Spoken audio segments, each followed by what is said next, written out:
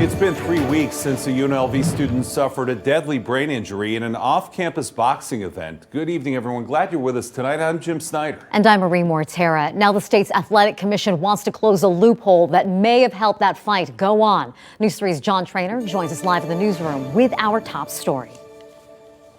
Yeah, Maria, it appears that boxing match that cost that UNLV student his life has fallen into a legal loophole. Now, as authorities investigate that fight, the state aims to close that loophole.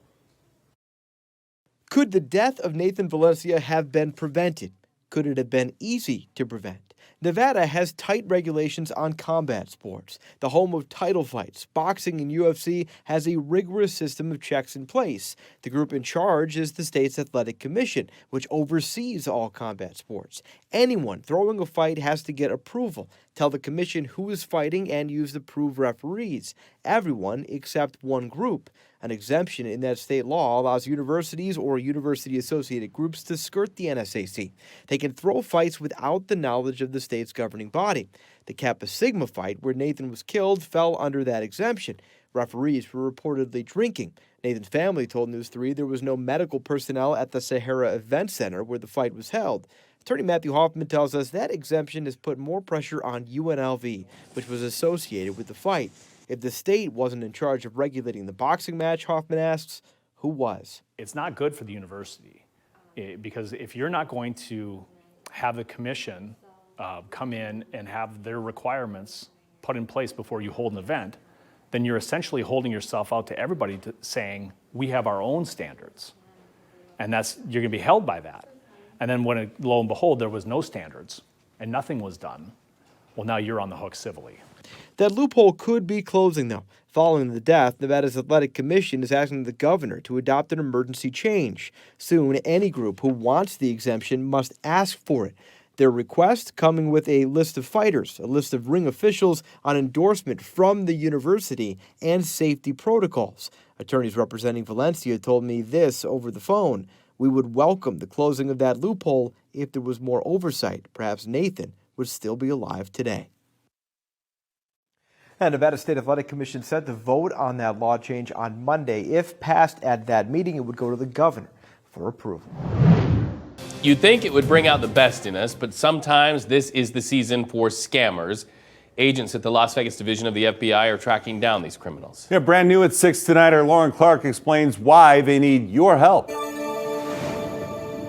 Well, this holiday season, people are spending more time and money online for shopping, making it the most wonderful time of the year for scammers. 'Tis the season for sneaky scammers. Phone calls, texts, emails, yeah. We do have a friend that's being scammed right now. As greedy Grinches, says FBI Special Agent in Charge Aaron Rouse, try to snatch away others' hard-earned money. The amount of money that people do put out at Christmas time is disproportionate to the rest of the year.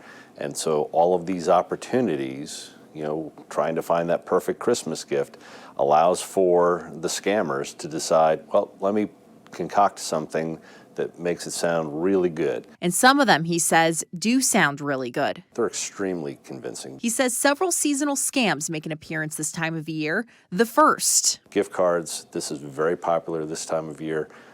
You can't go online or on Facebook and you'll see all these free offers for different types of gift cards. Scammers might also order you to pay for an item with a gift card, but instead swipe the funds and you never get the product.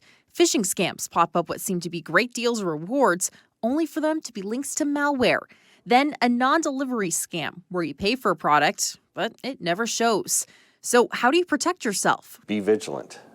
Question. If you got something unsolicited in the email for some sort of an offer, that's your first clue. Read reviews for an online business before purchasing, and never give out personal information. If it's too good to be true, it is. Rouse says he gets that some people might be reluctant to come forward, but says they need the information to prevent other victims. There's no judgment on our part. We want to help you. So if you find that you've been the victim of a scam, please give us an opportunity to help you. This helps authorities find and prosecute offenders. If you think you could be the victim of a scam, it's very important that you report that. We have a link for you to do so on our website. That's news3lv.com, right under this story. A Henderson restaurant owner tells us there's no choice but to close up shop after 14 years. Katie Munch learned about the one insurmountable challenge.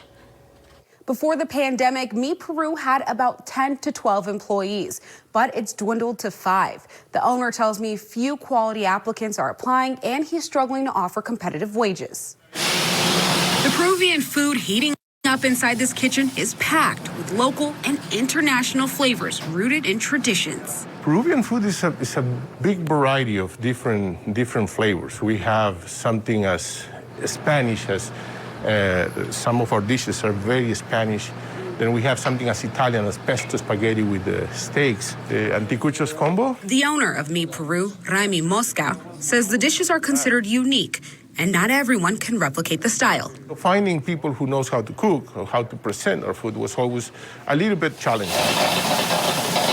But Mosca says since the pandemic, he can't even find staff to serve the food or seat guests. How hard was to find employees? Why can you find? It's just not finding employees, it's just keeping employees. The small business owner says he's struggling to compete with the Strip and chain restaurants. We'll see places right now offering as much as $20, $25 an hour, plus tips. So, I mean, I would love to do that. I mean, we would love to do that, but we just can't afford that. And when he has hired, they've stopped showing up. In the meantime, you're training that person for a month and a half, and all of a sudden the person is not there anymore. With the lack of staff and inflation, Mosca says since he can't provide quality to his loyal customers, he's decided to close after 14 years. So that's the sad part. That's we don't want to start cutting corners when it comes to serve them. These are Peruvian masks. For 14 years, he's enjoyed sharing his Peruvian culture through food, music, art, which some guests have gifted him over the years. Biggest part for us was just meeting people, having them to introduce them to our food for the first time, or sometimes people who's been there. That's such an honor, you know, people coming here and being part of our restaurant has been always the best part of this business. And we want to thank them. We want to say thank you, thank you, thank you. It's always muchas gracias. Mi Peru will officially close on December 23rd. If you haven't had a chance to check it out, the owner tells me he might reopen in a year if he's able to get more employees and inflation drops. Hi, everybody. I'm Reed Cowan from News 3 Las Vegas. We want to thank you for checking out our YouTube channel. Remember, you can always see more of our videos by clicking on the video links. And also don't forget to click that subscribe button so that you don't miss out on any of our YouTube updates. Thanks for watching.